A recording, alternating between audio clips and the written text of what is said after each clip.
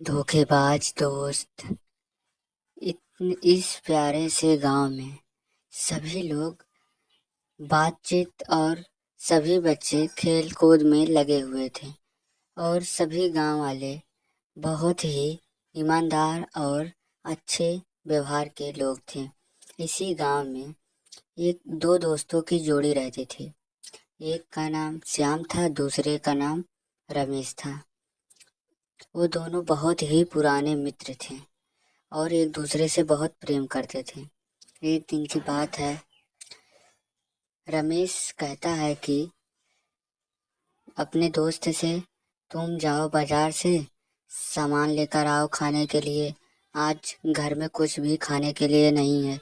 शाम को क्या बनेगा और हम लोग क्या खाएंगे, इसलिए तुम बाजार जाओ, सामान लेकर आओ और मैं घर का सारा काम कर दूंगा। बहुत ही संभाल कर जाना और काम की चिंता मत करना। घर का सारा काम मैं कर दूंगा, तुम्हें बस सामान लाना है। तभी सुरेश कहता है कि ठीक है दोस्त, मैं बाजार का सारा सामान लेकर आऊँगा और तू घर का सारा काम कर देना। अगर कोई भी दिक्कत हो तुम्हें तो मुझे फ़ोन करके कह देना, मैं कोई भी सामान लेकर आ जाऊँगा। लेकिन तुम थोड़ा संभाल कर काम करना, वरना तुम्हें कुछ हो जाएगा तो मैं कैसे रहूँगा। ये दोनों दोस्त आपस में ऐसे बातें करते रहते हैं।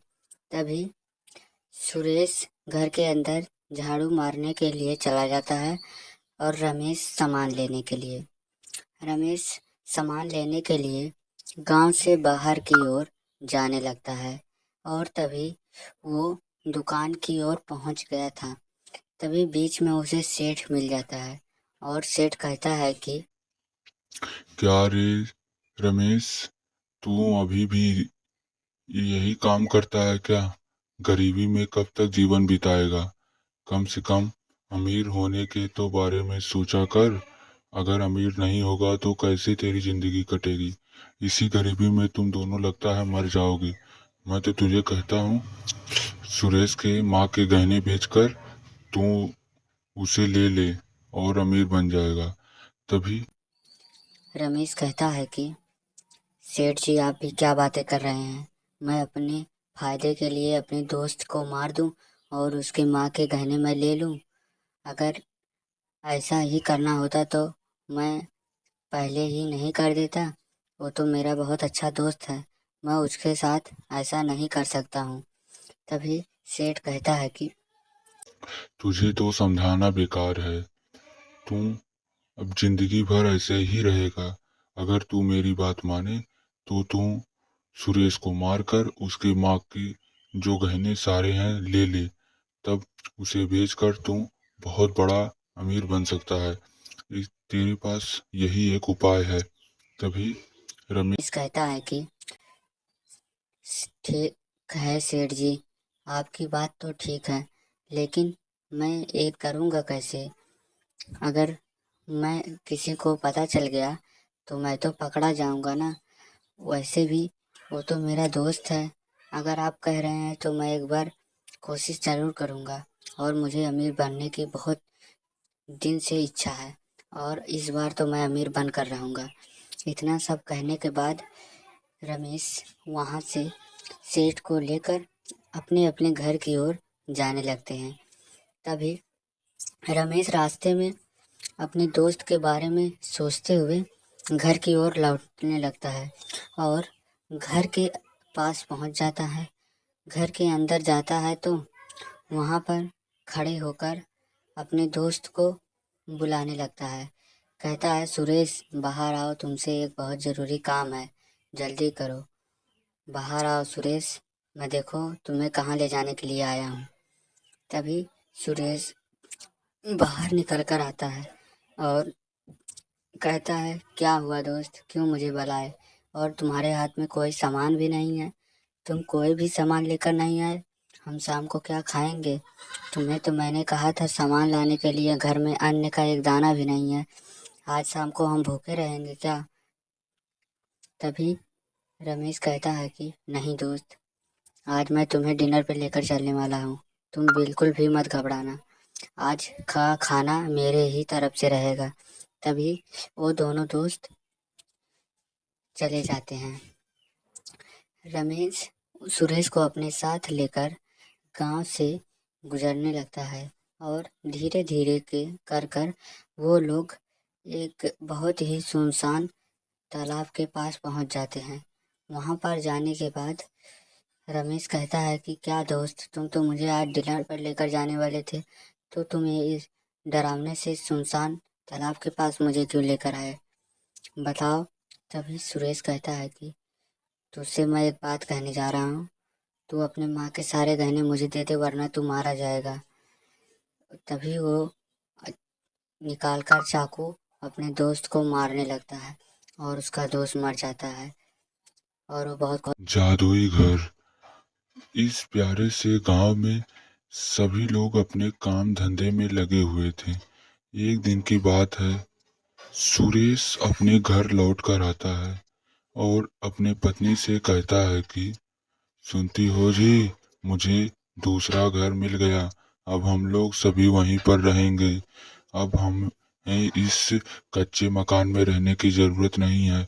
अब हम बड़े से बंगले में रहेंगे। मैंने दूसरा नया घर खरीद लिया है। अब जल्दी से तैयारी करो वहां पर जाने के लिए, क्योंकि अब यहाँ पर हम लोग बहुत रह चुके हैं। यहाँ पर अब मेरा भी मन नहीं लगता। तभी उसकी पत्नी कहती है कि हाँ जी, आपकी बात बिल्कुल ठीक है। हम लोग इस घर में रहकर एकदम पक गए हैं। अब तो हम लोगों को दूसरा घर खोजना ही पड़ेगा, वरना बारिश के समय में इसमें पानी भर जाता है और हम लोग खाना भी नहीं खा पाते। इसलिए हम लोग दूसरा घर में रहेंगे तो बहुत अच्छा रहेगा। मैं अभी तैयार करती हूँ बच्चों को चलने के लिए। तभी वो लोग पूरी तैयारी कर लेते हैं और उस घर को छोड़कर जाने लगते हैं और अपने घर के बाहर सभी लोग आते हैं और धीरे धीरे गांव की ओर बढ़ने लगते हैं। और गांव से निकलते हुए वो लोग अपने पुराने रास्ते वाले पे जाने लगते हैं और वो रास्ता पहाड़ की तरफ से गुजरता है। उस पहाड़ी रास्ते से ये सभी लोग अपने मकान की ओर जाने लगते हैं और जाते जाते शाम हो जाती है। तभी ये लोग अपने मकान के पास पहुंच जाते हैं और जैसे उसके ही अंदर जाते हैं, तभी सुरेश कहता है कि ये घर ठीक है ना, देख लो अच्छे से। ऐसा घर कम कीमत में कहीं नहीं मिलेगा। ये बहुत अच्छा घर है। तभी उसकी पत्नी कहती है कि आपकी बात तो बिल्कुल ठीक है, लेकिन ये घर तो बहुत ज़्यादा डरावना है। इसमें हम लोग कैसे रहेंगे? सारे बच्चे डर जाएंगे और रात में मुझे भी घबराहट होती है। इस घर में इतना ज़्यादा डर लग रहा है। तुम्हें और कोई घर नहीं मिला था? अगर हमारे बच्चों को कुछ हो जाएगा तो हम लोग क्या करेंगे? तुम ये घर बदल दो, मुझे इसमें नहीं रहना है। तभी सुरेश कहता है कि नहीं, तुम टेंशन मत लो, हमारे बच्चों को कुछ नहीं होगा। ये घर हमारे लिए एकदम सुरक्षित है। तुम्हें चिंता करने की कोई भी जरूरत नहीं है। अगर तुम्हें मेरी बातों पे विश्वास ना हो तो मैं तुम्हें कुछ देर बाद कुछ बताऊंगा और फिर तुम्हें विश्वास हो जाएगा। तभी वो लोग अंदर से उनके बच्चों की आवाज आती है और ये दोनों लोग दौड़ते हुए उस दूसरे कमरे में जाने लगते हैं। वहां पर जाते हैं तो देखते हैं कि उसकी बेटी रो रही थी। अपने बेटी के पास सूरज जाता है, अपनी बेटी को चुप कराता है और उससे पूछता है कि क्या हुआ, अब तुम क्यों रो रही हो? तुम्हारा भाई कहाँ है छोटा वाला? और तुम अकेले यहाँ पर क्या कर रही हो? तभी उसकी बेटी कहती है कि पापा पापा पापा, वो चुड़ैल ना बाबू को लेकर गई और वो कह रही थी उसे मार डालेगी। तुम कुछ करो ना। मैं उसे बहुत बचाने की कोशिश की, लेकिन वो चुड़ैल उसको नहीं छोड़ रही थी। कह रही थी कि मैं इसे खा जाऊंगी। अगर आप उसे नहीं बचाएंगे तो चुड़ैल उसे खा जाएगी पापा। तभी वो सुरेश अपनी बेटी को अपनी पत्नी के साथ घर के अंदर भेज देता है और फिर कहता है चुड़ैल तू कहाँ है, बाहर निकल। तभी चुड़ैल बाहर निकल कर आती है और उसके साथ उसका बेटा भी रहता है। चुड़ैल से कहता है सुरेश की तू मेरे बच्चे को छोड़ दे वरना मैं तुझे मार डालूंगा। मुझे पता है तेरी क्या कमजोरी है। तू अगर मेरे बच्चे को नहीं छोड़ेगी तो तू मर जाएगी। फिर चुड़ैल कहती है कि तू तो सही कह रहा है, लेकिन अगर तुम लोग ये घर छोड़कर नहीं गए तो मैं तुम लोगों को मार डालूंगी। अगर अभी इस घर को छोड़कर चले जाओ। तभी सुरेश कहता है कि मुझे पता था तू ये सब जरूर करेगी, इसलिए मैं पहले से इंतजाम किया था। और सुरेश उसे चुड़ैल से लड़ जाता है और चुड़ैल को मारने लगता है। चुड़ैल गायब हो जाती है और अपने बच्चे को लेकर वहां से अपने घर के अंदर चला जाता। घमंडी पंडित। एक प्यारे से गांव में एक बहुत ही प्यारा एक घर रहता था। एक दिन की बात है, रमेश अपनी पत्नी से कहता है कि अजी सुनती हो, मैं आज ऑफिस जा रहा हूँ। अगर कोई सामान तुम्हें लाना है तो बता दो, मैं कोई भी सामान लेकर चला आऊँगा। बाहर तुम मत जाना बाजार लेने के लिए। तभी उसकी पत्नी कहती है कि घर में कोई भी सामान नहीं है खाने के लिए। आज क्या हमारे बच्चे खाएंगे? इसके लिए तो आपको कुछ ना कुछ तो लेकर आना ही होगा, क्योंकि हमारे घर में अन्न का एक दाना भी नहीं है। इसलिए आप आते वक्त कुछ लेकर आइएगा।